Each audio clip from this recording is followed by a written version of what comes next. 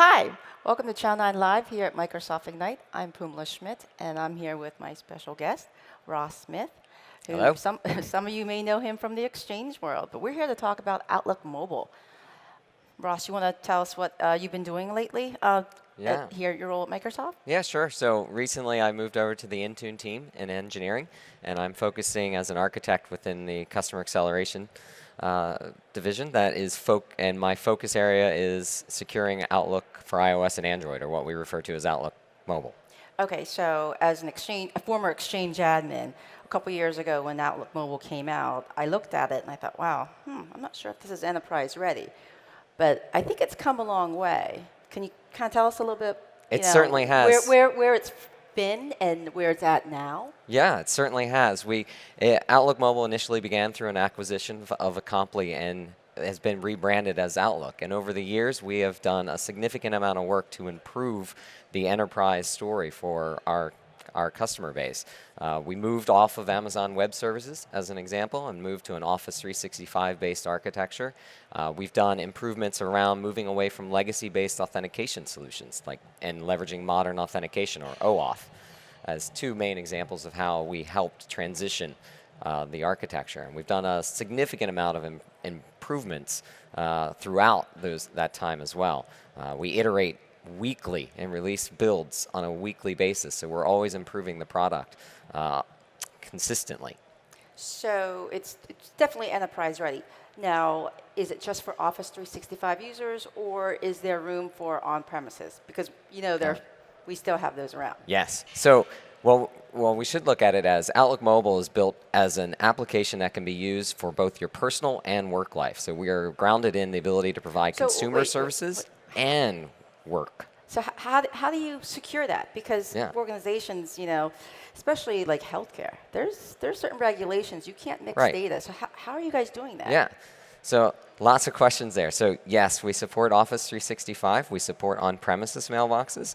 We support consumer mailboxes. How we ensure that we separate or ensure that the corporate or work data is not leaked or is protected is through our enterprise mobility and security offerings, specifically conditional access and Intune. We have conditional access that enables customers to lock down so that only Outlook Mobile is the preferred app for accessing corporate data as the mobile messaging client. And then we have Intune app protection policies, which can be leveraged to encrypt and protect and ensure the data cannot be transferred outside of what we refer to as a protected or managed app. Okay, so is it like a container? Because I know, as a former exchange admin, we would think of that as containerizing the app. That is one way you can look at it for sure, yes. We use technologies like encryption to encrypt the actual corporate data. We use controls that we've built through the Intune SDK and what's available in the individual operating system platforms to ensure you can't do simple things like cut, copy, and paste into other applications. So if an end user, let's say the CEO, were to lose his phone, how can we ensure that the messages in his mailboxes are not going to be, read? Yeah.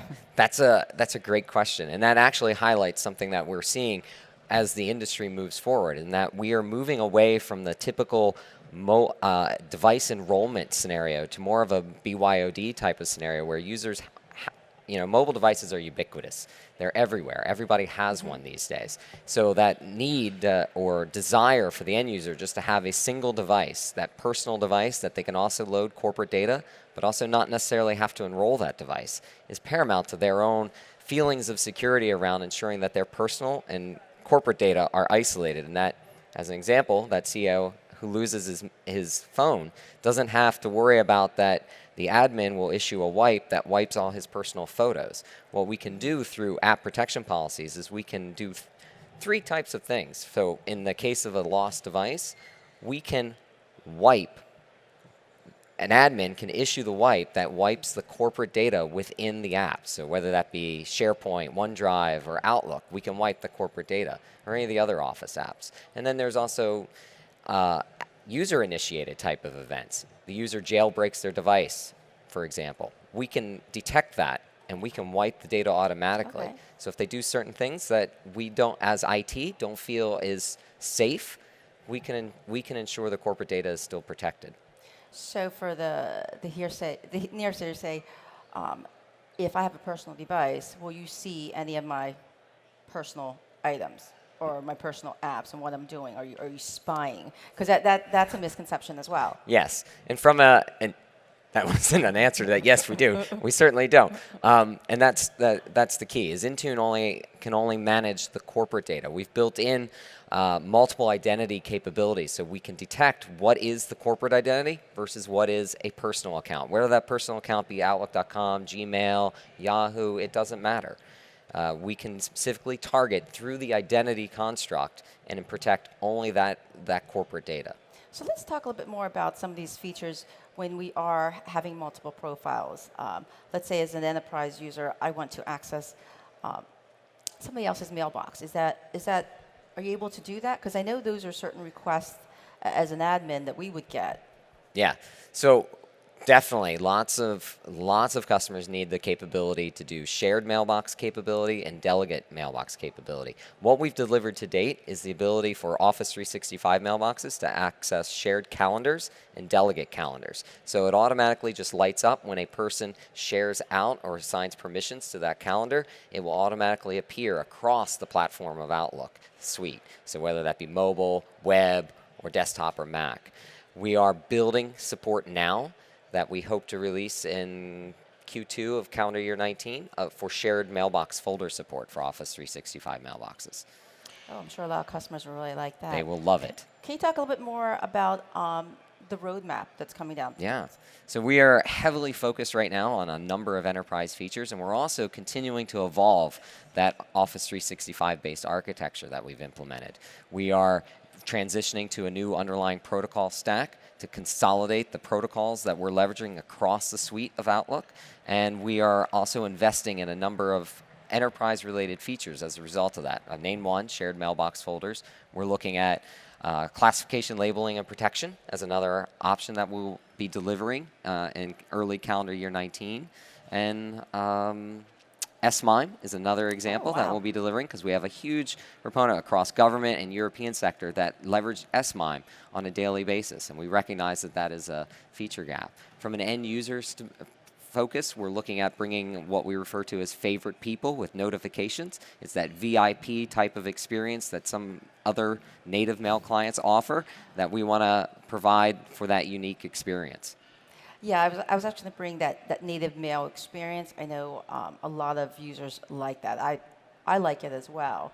So if someone were to come to you and say, why should I use Outlook Mobile? What would be your big thing to say? Yeah, there's several pillars that we would focus on. First being security, right? We can provide a way to ensure that the corporate data is protected. We can leverage advanced authentication solutions like Modern Auth, MFA, CBA, whatever solution is needed to meet the requirements.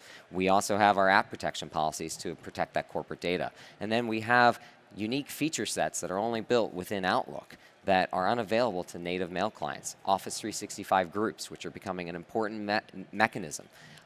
Integration with Skype for Business, Teams, To Do, all of these things that we are investing in over the coming months are areas that make the app stand out and are far and above what the basic capabilities are in the native mail clients. So I'm using this app. Can I click on the link that somebody sends to me within an email?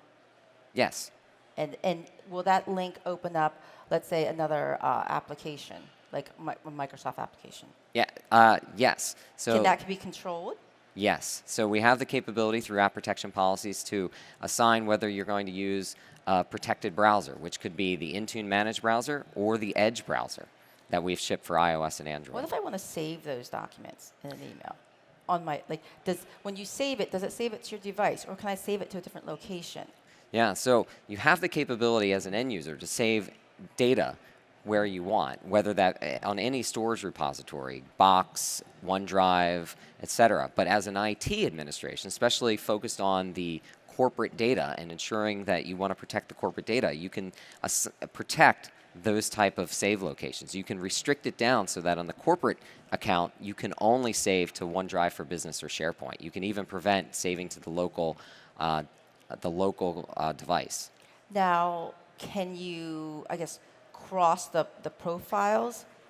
So let's say you're in your personal and you open an attachment within your personal email. Can that be crossed over to the corporate? Depending on the configuration, you can allow data from an unprotected account or unprotected app to be transferred into a protected app.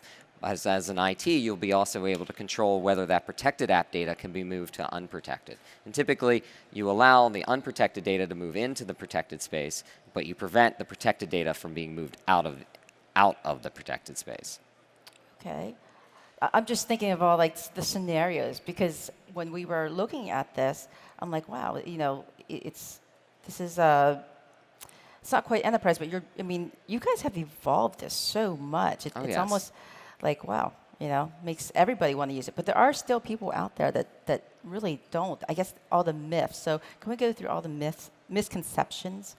Yeah. So 'Cause I know we touched on it a little bit. Yeah. But let's hit them all. Okay. So obviously the first being our entire architecture is based in the Microsoft Cloud within Office No 365. more AWS. No more Amazon Web Services at all. Awesome. Second misconception, Office 365 mailboxes only leverage modern authentication for connectivity, which means that there's no credential storage, there's no credential caching, no basic auth use whatsoever for our Office 365 mailboxes. For on-premises mailboxes, we have two offerings. The architecture we have just released is what we refer to as hybrid modern authentication for on-premises mailboxes, and that supports modern authentication, as the name implies. And then there is the legacy approach, which is a basic authentication solution. We highly recommend customers move to the hybrid approach and leverage modern authentication for even their on-premises mailboxes. Let's talk about hybrid. Yeah. And so if you're on premises, what versions of Exchange do you need to be on to be able to use It's a great question. this setup? Because I know, admins saying, oh, wow, we still have an on-premises Exchange. Yeah. We can use Outlook Mobile and secure it, but let's touch that. So we've designed the hybrid modern authentication scenario to support Exchange 2013, Exchange 2016, and Exchange 2019. There's one version I didn't mention, which is Exchange 2010. Exchange 2010 does not support modern authentication. It's now out of mainstream support. So that particular server offering has to be removed from the on-premises environment in order to enable modern authentication. So let's say an environment still has, they're running Exchange 2016, but they haven't completely removed that last 2010 server. Yeah. Are they? They need to remove that 2010 server. Even though they're not using it. Yes, because the way we detect whether we can enable modern authentication is through the hybrid configuration wizard. The hybrid configuration wizard analyzes the entire messaging environment and sees what versions of servers are out there. And if 2010 is in there, the hybrid configuration wizard won't set up OAuth or modern authentication. So if our attendee, I think you have a session. I do. Yes. So tomorrow morning at 10:45 a.m., I have a session on how to deploy Outlook Mobile securely in the enterprise. So if you want to learn more, Come to my session, definitely. That's great. I think it's, I actually use it. But I use the native mail app as well for Google Mail for those VIPs. So I'm really glad that you guys are bringing that over because, everybody needs those special alerts. And I'm really looking forward to the shared mailboxes too. Can't wait to deliver it. We know everyone will be excited for that feature. And are you going to be at the community, the Outlook community? I will be at the community event as well. Yes. Great. Well, we look forward to seeing you there. And all our attendees out there, thank you for joining us. And Thanks for having me. And stay tuned for more from Channel 9 Live here at Microsoft Ignite.